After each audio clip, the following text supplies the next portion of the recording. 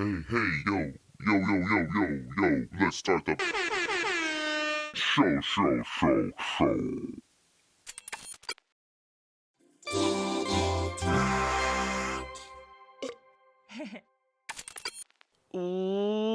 What's up, all you doodles and doodlers out there, you schemers and dreamers, and welcome back to another episode of Doodle Talk. This is episode 48.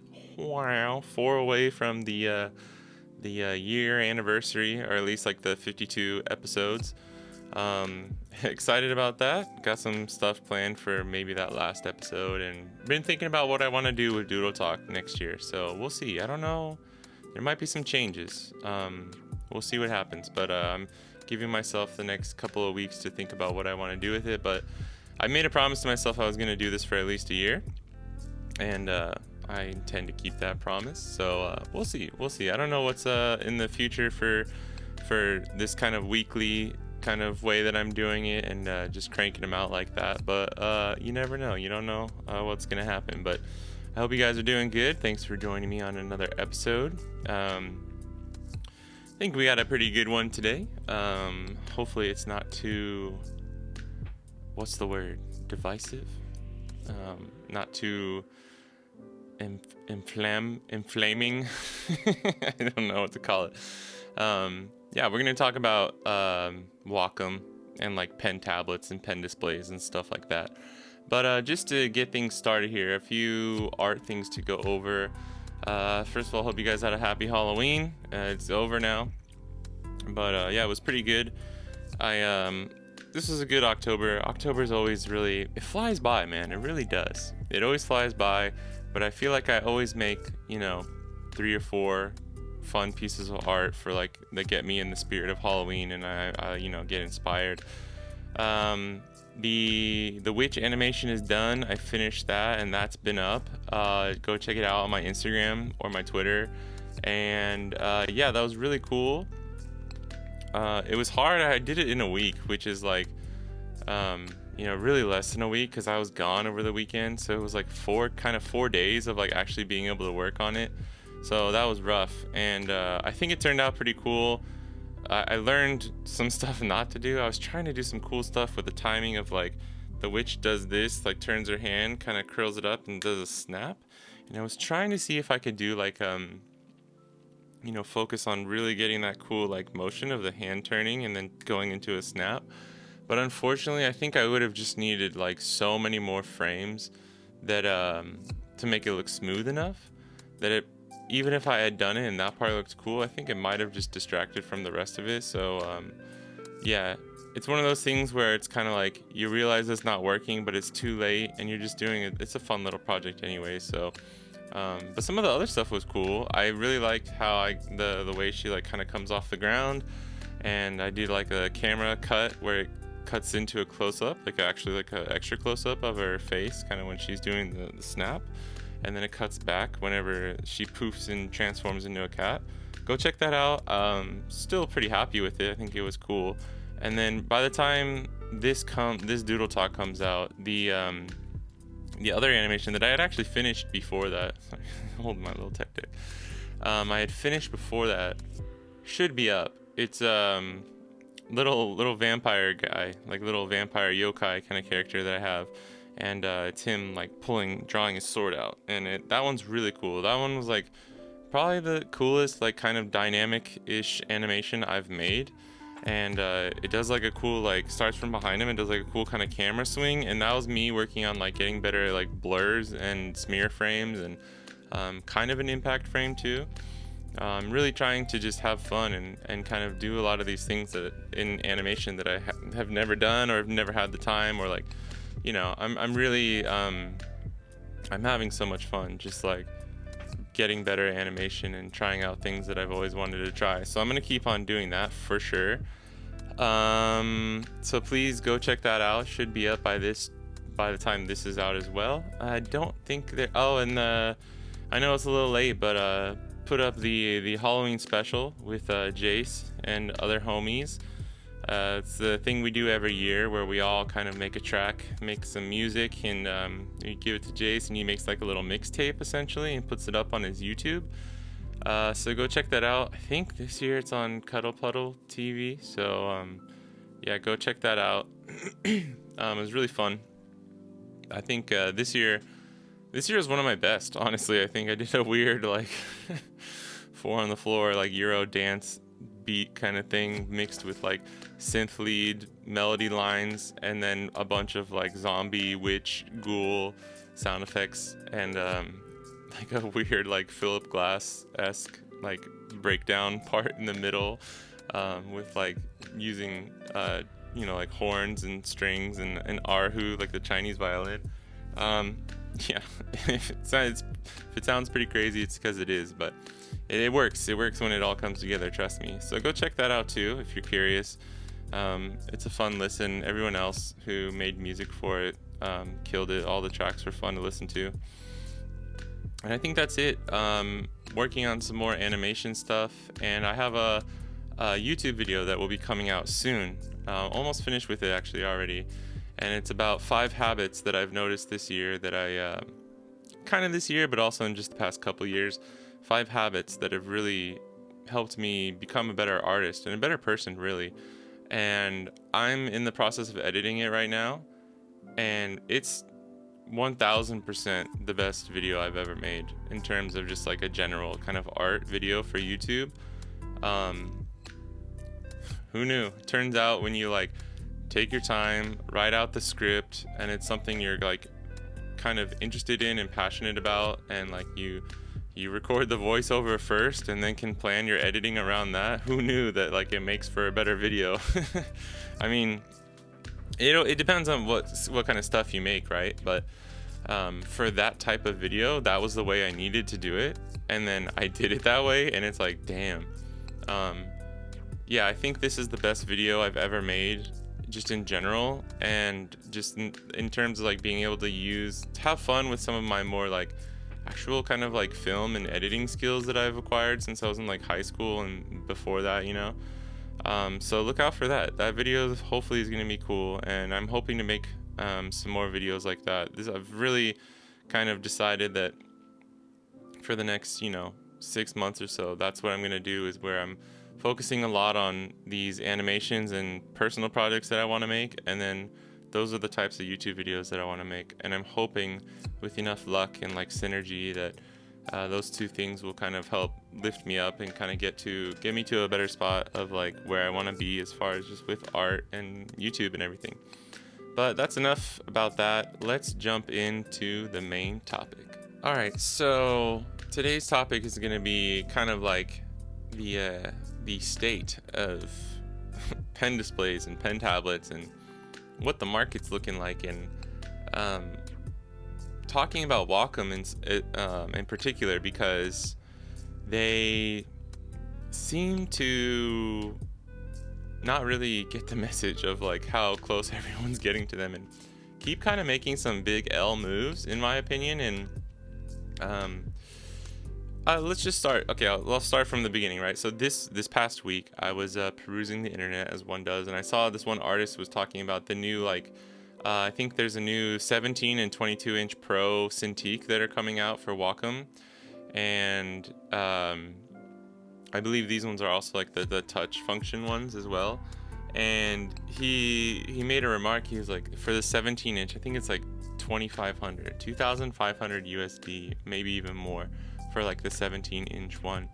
And he was just like, how are these the prices when your competitors like can basically do the same thing for like, a lot of them are like either half or like less than half, especially when you get to like the lower tier ones, where it's just like you could spend $1,000 on something for a Wacom to get the brand name and like to get the industry standard in air quotes there, or you can buy like an XP pen for like $350, and it's either going to be just as good or like slightly worse, to the point where it's like the cost benefit ratio there like is so good that it's just like, just take it for what it is, and you're gonna save so much money. And if you really need to you could probably buy just like the next best thing for XP Pen, and instead of saving $700, you only save like $500. And it's like, darn, I'm still only saving $500, right? And this is something that's, you know, not new. This has been kind of going on for, I'd say, the past like 5 years. So let's rewind the clock, right? Let's rewind the clock back to, I don't know, 6-7 years ago, where Wacom really is the industry standard. It really is kind of like, if you want the really high quality pen display or the pen tablet, you're gonna get a Wacom. It's what all the pros are using. It's what all the studios that do digital animation or digital art like that, that's basically all they're using. Even further back in the day, you know, you got the Intuos, the one that's not a display tablet. It's just like a pad essentially, and you have the pen and you draw on it while, like, you have it down here and you're drawing on it while you're looking at the screen, and that way you can use your shortcuts and stuff still with your other hand. And I know a lot of people got used to that and kind of use that, and still to this day I know a lot of people that use that, especially artists that like only do have like a certain part of their workflow is digital, and that still to this day is a really great like cheap option if you are interested in getting into digital art and you just can't afford the cash for like a legit like pen display. But unfortunately, I know, like, for me and a lot of other people, we just can't. It's so weird for me to go like to the hand-eye coordination from like doing it down, like keeping this down here and looking up at the screen is so weird. I've tried multiple times throughout, like, you know, like at different like years apart. I've tried kind of like to see if I could get used to it, and it never works. But you know, it's a good, even for the Wacom, they're pretty cheap, they're pretty good. And I guess I should have prefaced this earlier, but like, I'm not here to just shit on Wacom like I would Adobe. I am here to shit on Adobe. I will always be here to shit on Adobe. But I don't want to shit on Wacom. I'd like to just point out some of the things I think they're doing wrong, and maybe some of their like blindsidedness for kind of how crazy it is, where like in a super competitive market where the landscape is changing so rapidly, you have a company that kind of just like is assuming that they're always going to be the top, and that like everyone's just going to buy their product. And it's really interesting to see them not make like any changes, or really not really try that hard outside of one or two things to kind of like mitigate that loss, or to really try and get the customer base that they're just like hemorrhaging on like right now. You know, people are opting for the cheaper and like still really good quality options over a Wacom, and there's reasons why. So to continue kind of where I was going though, like, so okay, way back in the day, right, when, you know, this is probably 10-15 years ago, the drawing softwares are new, and well, I mean, you're using Photoshop probably, but you got an Intuos pad, and then comes along like, you know, some of the rudimentary like pen display tablets. And, you know, I wasn't doing digital art around then, so I don't really know what it's like, but I've kind of, you know, I've seen things in the past, and let's just like say there was a time period where Wacom really was probably the best choice, and probably really was just the best quality, and it was kind of just like a no-brainer to go with Wacom, right? We'll give them their due for that. And, you know, like, a studio's got to have stuff, they got to do things, and if like there's one thing that really is like the industry standard and there's really no good competition or other things that they can go for, then it's like, well, you know, what are you gonna do? You got to buy that thing. But normally it's okay, because you respect that it is really like of the highest quality and there is no other competitor. So I mean, which is essentially what we call that, a monopoly, right? Which as an artist you hate to see. Looking at you, Adobe, but because then you just get price gouged, and they can charge whatever they want, right? I don't think Wacom was really too unfair back in the day.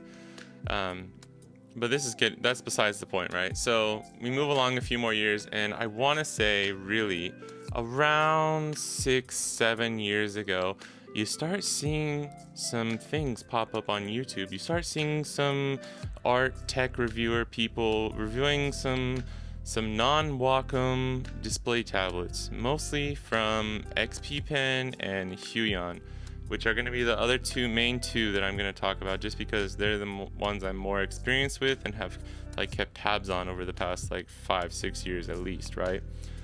So these tablets are kind of popping up, but the overall consensus of everything is like, yeah, it's pretty good, you know. Like the most of the reviewers would be like, I'm used to drawing on a Wacom, so this doesn't feel as good, but you know, they're getting there. They're getting there. Another couple years, and who knows, this thing could really compete with Wacom. And it felt like you just heard that kind of review for longer than we might have hoped for. So there's like a 2 to 3 period where I would say Wacom was still king. And unfortunately for someone like me who was looking for a pen display around that time, now 2016 2017, I had been doing everything traditional up until that point, you know, and that's around the time when I got my iPad Pro. And honestly, here's the thing too, is like, I didn't have a desktop computer at the time. I only had my laptop. If I had a desktop computer, and like now, I probably would have just opted for like an XP pen, a cheaper XP pen. But I was in this situation where I didn't have a desktop. You know, I only had a laptop. At that time still too, you need like an HDMI to connect to the pen display tablet. You need like HDMI plus USB, or like, you know, at least 2 to 3 cables connecting into your laptop. And it's not very portable. It's not the best like on the go solution. And I also wanted an iPad. So that's what ultimately made me decide to get an iPad. And I mean, still, like to this day, I think the like on the go, if you don't need the bigger screen size, iPad Pro is just infinitely like a million times better. I've used like on some of the Pro Wacoms, like we have like in Japan there's Big Camera, which is kind of like Best Buy, and a lot of the times they have like Wacom displays that you can go and test out. And I've used like some of the ones with the touch functions and stuff, and they're still just like, I haven't tried the most recent one, obviously, with the 17 and 22, so forgive me for not having that to base my, you know, comparison on. But with trying some of the other ones, it's just like, it's still like miles behind how smooth and fluid the iPad is. Like Apple, they just did something with the iPad that is just kind of like, it's really amazing, I'm not gonna lie. And I know there's a few, like Samsung has like a tablet, and I think Microsoft does as well. I'm not sure how great those are to draw on, but it's like, it's kind of crazy, because if Apple just like made a 16 or an 18-inch iPad without the, like, just as a drawing tablet, I feel like they could like kind of do really well. I know that'd be kind of random, and they'd probably end up losing money on it, but just thinking about it like that, where like this thing is a freaking, especially the new M1, M2 iPad Pros, like this thing is a computer, bro. It's a computer. Apple just released their M3 chip too the other day, and I believe probably, like, I think they're speculating early next year we're gonna see a new like lineup of iPads. And dude, like an M3 iPad is gonna be so capable that you're gonna basically, I'm just guessing, but you're probably gonna be able to finally do stuff like Blender, and because they've been really trying to get the graphics and the GPU up on, like, make it better for all the Apple Silicon and stuff. So I mean, even if not now, or if not like the next one, like within a few iterations, like it's gonna be like just as strong as, you know, using a high power desktop that's plugged into a pen display. Really excited, really excited. I'm probably hopefully I have high hopes for like whatever the next iPad or the one after that is. I'm probably gonna start saving up and try and get one of those, because that's my main thing that I use, you know. And as far as like portability and just even if you want to plug it into the computer and stuff, you can. And it's not as good. It's okay at mirroring. It's not as good at like using it as like a pen display tablet would, where it's like one-to-one. Like you have to use like apps like Luna or whatever. For whatever reason, the like Apple don't want to make it easy, right? They don't want to make it easy for you to like use your own computer as like a second display or whatever. So I mean, they're just shooting themselves in the foot there. But to get back to what I was talking about, right? Like, so Apple kind of did this thing with the iPad where like the touch functions and the smoothness and the fluidity of all that is kind of like still unbeaten. Rivaled, maybe, yes, but unbeaten. So Wacom already loses there. The only advantage they have on the bigger pen display, like the Pro pen display computer displays, is that it's just a bigger screen size, right?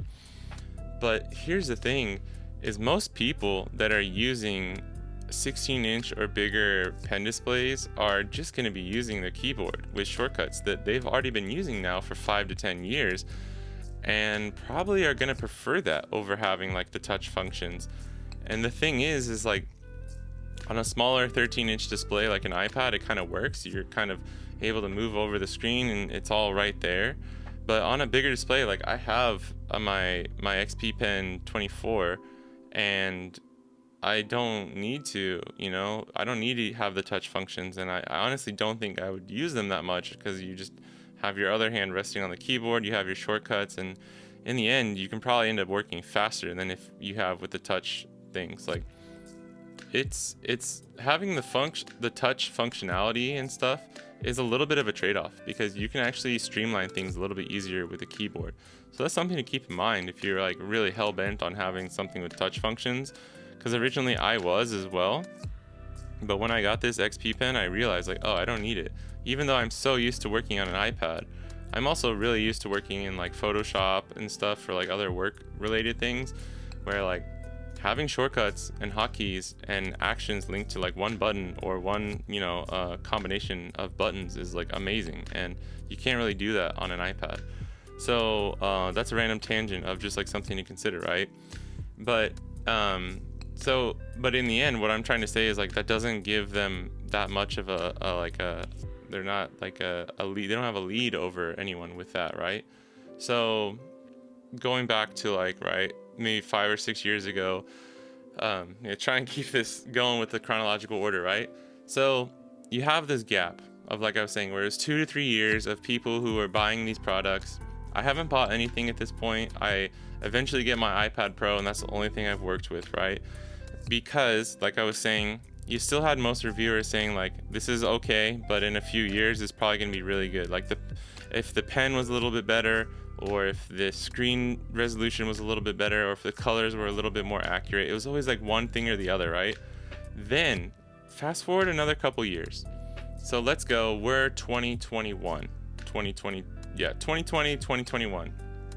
All of a sudden, XP Pen and Huion have caught up to the way I think of it is like they catch up to like the minimum barrier of entry, and what I mean by that is like the minimum barrier of entry for someone who is essentially either a beginner to like even pro level artist, something they can use reliably, consistently, and has all of, if not almost all of the technical, like the specifications and like all the functions that they need, right? So even if the Wacom that's $1,000 more expensive might have the 4K display, you can opt for an XP Pen that may be like QHD, like 2.5K, but every other spec is going to be the same. So it gets to this point where they close the gap so much that it's just like,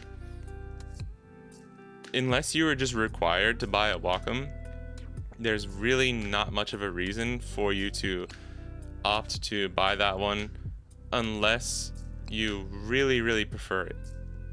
And there is a preference thing. There is some subjectivity into this, and that's why I really want to like say, like, I'm not trying to bash Wacom. The quality is really good, and they've created amazing products for a long time. But the thing is like, I'm gonna pull up. I have like some of the pages pulled up, and I want to go over like some of the pricing. I'll try and throw up like either the overall page with a lot of the prices on there, or like just show some of the things that are pertinent that I'm talking about. Okay, so like for example, people are saying like the Wacom 17 Pro is starting at like 2,500 or something like that. I can't even find them on their website yet, and I'm not really sure why. I see it when I pull it up online. I see it as like for like the shopping thing for in Japan, and it's like, yeah, like roughly 2,500. So I'm guessing the 22 is at least like 3,000, 3,500. And just looking at like, let's start with this, like the Wacom 16, Wacom Cintiq Pro 16 is $1,600, and like the Cintiq Pro 24-inch touch one is 2,700. Okay, and that's not even with like the flex arm or the stand, even like the ergo stand. So that's just like basically just out of the box, you're getting the pen and the display, right? And maybe a drawing glove if they're feeling generous. And then you go over to XP Pen, and like just looking like the Artist Pro 16 TP, which is 4K, pretty good display, right? 15.6 inch. This is $900. So you're looking at 1,600 to like 900. And then the Huion, there's a Canvas Pro 16 2.5K that's $600. And then there's the Canvas Pro 16 that's 4K for $829. And like normally this wouldn't make that much of a difference if it really was true that Wacom was just like so much better in quality and just like overall like performance, and like just for like the ability that what it can do for artists, right? But here's the thing, man, is like I was saying, like the gap is getting closer and closer to the point where like I'm starting to really wonder how much of it is like how much better it supposedly really even is. And I do have a little bit of a personal experience here, because around 2020 I bought an older Wacom 16 Cintiq 16, not the Pro, I don't believe, just the older like 16 inch, right? And it was 1080p, so just full HD, not 4K, not 2.5K, so nothing crazy, right? But it's got the quality, it's got the, you know, the Wacom brand name on it, and I bought it used for like 300 or 400, which is pretty good deal, especially even just in 2020. And like having to use all the cables, and I used it for like a month or two just on various things, and yes, the pen feels pretty good, but here's the thing, is like I stopped using it because it was just so much easier to just use my iPad, and so much better. Like the screen on the iPad's better. I think because I was more used to it, the pen just felt better on the iPad as well. Everything that was going for the Wacom and that I still think was great about it was just like not enough, and kind of just overshadowed by the convenience and quality of the iPad. So then fast forward another 2 years, and I buy the I think it's the XP Pen Pro 22. I think I said 24 earlier, I meant 22. It's a 21.5 inch screen, and it's the XP Pen Pro Artist 22. And the reason I bought this is because I was like, well, 16-inch screen didn't really even do that much for me, where I was like, I might as well just use my iPad. So I was like, if I'm gonna buy another pen display, I need to get a bigger screen. So I opted for the 21.5, like the 22-inch one right here. And it felt great. It was nice having a bigger screen. I bought a like ergo arm thing on Amazon, and since it was VESA mounted, I can just put it on there. I put it on the back, and now I have this, I have right here. I can just swing it in, swing it out, use it how I want. And I mean, here's the thing too, is like it's good. It's good. The pen's good. I like drawing on it. Like, the quality is good. Here's the pen for the XP pen. Like, it's really nice to be able to use it for certain things that just work better, where I can just sit down at the desktop and pull up Clip Studio Paint and have the hotkeys and stuff like that.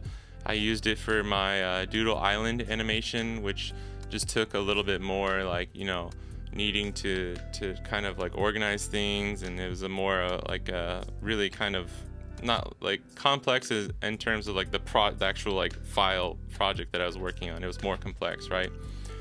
And it felt fine. It felt great. It's nice to draw on. It really didn't feel different from like drawing on the Wacom 16 Cintiq. And the thing, because I feel like this is the comparison that I have, is like, I prefer drawing on the iPad to the 16, the Wacom, and then I do still prefer like the iPad for mostly over the XP Pen as well, but I don't feel any difference from like the XP Pen and the Wacom. So then it's like, okay, unless it's just down to like one or two specs that you really think you need, like, why would you choose the Wacom? Why would you choose the thing that's like at least $500 to $1,000 more, just to have like kind of like the branding and the sense that it's really the industry standard? And like, the answer for 9 out of 10 people is gonna be, yeah, I don't need it then. I'm just gonna go with the Huion or the XP Pen or the, there's other brands out there too, that's seemingly doing pretty well. And it's great, because what's happening now is like, this is great competition for Wacom, like against Wacom, and for people to like me, like people who are just independent artists, or like don't have that much money, or are just starting out. Like, these are great options for them. And then there's also like the higher end models that they can go for. And while yes, Wacom does have like the Wacom 1, which is a pretty fairly priced pen display, I would say. It's a 13-inch, so it's kind of like the competitor for the iPad and stuff. And like the Wacom 1 2019 Gen 1 is at $300 right now, which is pretty good. That's really decent. That is like the one thing I would say that probably keeps up with like XP Pen in them. But here's the thing, is like, Huion and XP Pen now, a lot of their like $300 tablets are going to be like 16-inch or have better specs already. The XP Pro Artist 22, I think it's the second gen, it just has a USB cable that connects in, like, and I know some of the Wacom ones have that as well, but you have to buy like, at least the past couple of years, you really had to buy like a higher end Wacom if you even just wanted the USB-C. But companies like Huion and XP Pen are just implementing that into even like cheaper, lower tier models that they have, and it's a lifesaver, dude. It's crazy, because that was like one of the biggest reservations was like, I have an iMac, a newer iMac, and like there's no HDMI port to plug into, it's all like Thunderbolt and USB-C. So having a one-to-one just USB-C gets rid of all the clutter. I don't have to worry about buying a freaking dongle, and like, I know that the connection is going to just be better anyways, like faster and just more smooth, streamlined. And Wacom's not trying to like adapt or like make a competitive, cheaper model with all the same specs. So it seems to me like they've kind of decided like, okay, we're just going to keep like making these monsters on the high end of like, the new 1722. There was because the one they released before this was like a 27-inch touch one, and some of the reviews I saw were like, yeah, it's pretty good. The touch functions are like very decent, but it like it's got fans in there because it's like, essentially a computer, and it gets kind of hot. And man, I don't know, like they just don't seem to have enough of a hold on the market anymore to like be doing things the way they're doing. And which is fine, because it's like I said, that just gives it gives room for the competitive like competing companies like XP Pen and Huion more of a gap to slide into and just do better. And I really want to shout out some of those smaller companies, because like, look man, if we didn't have things like XP Pen and Clip Studio Paint and some of these other like more slightly small, started off a little smaller, more niche, and have like gotten a bigger base of users and supporters and fans, like without them, indie artists like me and like probably a lot of you listening, like we wouldn't have been able to do anything. 99% of the comments I see on all the most Wacom things in general, to be honest, but it's like, gee, it would be nice if it wasn't like $5,000. I don't even know how pro artists afford these. Some of the shit, like you could buy a car instead of some of these like pen tablets, which sure, you could say the same about like Apple, or building a custom PC. Like, dude, it's I'm kind of confused by like, people shit on Apple for being expensive, but if you want to build like a really high-end custom PC, it's probably going to be just as much, or if not more, than like a lot of the higher-end kind of like Apple computers and stuff. So it's all like, it's like pick your poison. Like, it's all expensive, right? But at least with the high-end PC, you got the GPU you need. You can play all the games you need. Like, you can stream and record things at the same time, and you're not worried about like your computer crashing. And with some of the higher end Macs, like it's just probably the best integrated UI like ecosystem thing I've ever seen, and really great stuff for artists. So it's like, I mean, there's a reason I use Mac products mostly over Windows and Microsoft, is just because the UI is way better, and it's just, I don't know, as an artist, and like it just seems to just work so much better. And you have to live with the things that suck about those companies when you choose to buy their products, but at least they have like a little bit of a bragging right, I guess is the way I want to say it, of like, yeah, you're gonna come back to Windows because you can play all the games you want. You're gonna come back to Mac because you got that sweet integration and the smooth UI, and like all the apps work really great. But for Wacom, it's like, yeah, if you want like the craziest specs that like 99% of you probably don't even need, and like within like 2 to 3 years probably isn't going to be even that competitive anymore, like they don't have anything to run on. And so instead of like innovating and adapting and like trying to make it easier for people to be able to afford their products, or like people are calling their bluff, essentially. Like consumers and artists are calling their bluff, and it's like, we don't need Wacom anymore.